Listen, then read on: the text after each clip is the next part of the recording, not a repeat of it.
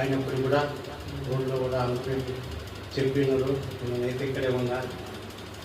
దేవుని అంతా మ్యారేజ్ కూడా అబ్బాయి కూడా పాస్తరే ఎప్పుడో సవాసము తమ్ముడు అవుతుంది నాకు. నేను అనుకున్నా ఒకరోజు నాకు పొలం దగ్గర 10 ఎకరాలు భూమి చేసుకున్నాను.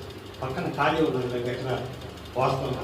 నేనే ఆ రోజు గంటకి 250 రూపాయలు డోజర్కి నేను డబ్బులు ఇచ్చి దున్నుకోవడం అని చెప్పి డబ్బు ఇచ్చింది నేను చేస్తున్నాను.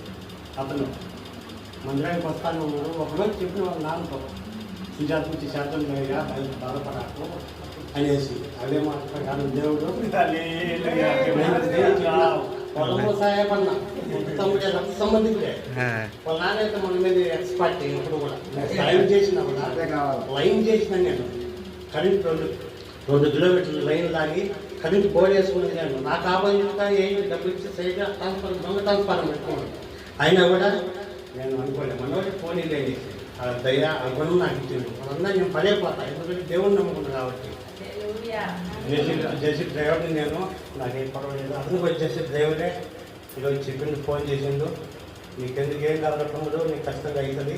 నా ప్రార్థన చేసుకుని దేవుడు సమాధానం ఇచ్చిండు.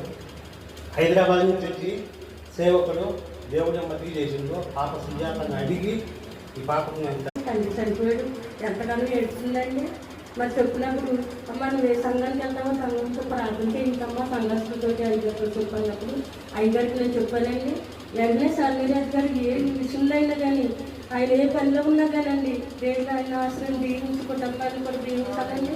వెంటనే ప్రార్థన చేస్తారండి. వెంటనే ప్రార్థన చేసి అమ్మ నువ్వు భయపడకు మీ అక్కగారితో చెప్పు భయపడద్దని అనేసి నాకు మంచి మెసేజ్ పెట్టి ప్రార్థన చేశారండి. అలాగే మరి అక్కడికి ధైర్యం చెప్తున్నామండి. అయితే మరి ఆపరేషన్ చేసినా తప్పలేమంటున్నారంటండి. మరి చిన్న బిడ్డ అండి 33 సంవత్సరాలండి. ప్రసాద్ అండి పూర్ణం ప్రసాద్ అండి. మరి చాలా మరి అయ్యగారు గ్రూప్లో పెట్టానమ్మా. సంఘస్థులు అందరూ ప్రార్థన చేస్తారమ్మా అన్నప్పుడు సంఘస్థులు ప్రార్థన చేశారండి గ్రూప్లో. సంఘస్థులు కూడా మరి స్త్రీలకి పురుషులు కూడా నా వందనాలండి. మరి ప్రార్థించండి.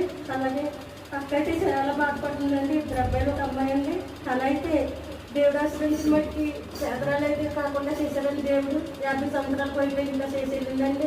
ఇంటికి వెళ్ళిపోయిందండి. తనకి ఆరోగ్యం బాగోక మరి ఎంత డబ్బు అయినా నేను కట్టుకుంటాను ప్రభా.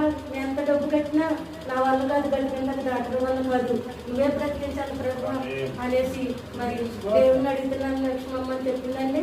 అలాగే నేను కూడా ప్రార్థన చేయించాను అయ్యగారితో చెప్పాను అనేసి అన్నానండి. అలాగే నేను చాలా బలహీన అయిపోయానండి. కోరుకుంటుంటే ఆలోచనతో టెన్షన్తో నేను హాస్పిటల్ బాత్రూమ్ గడికి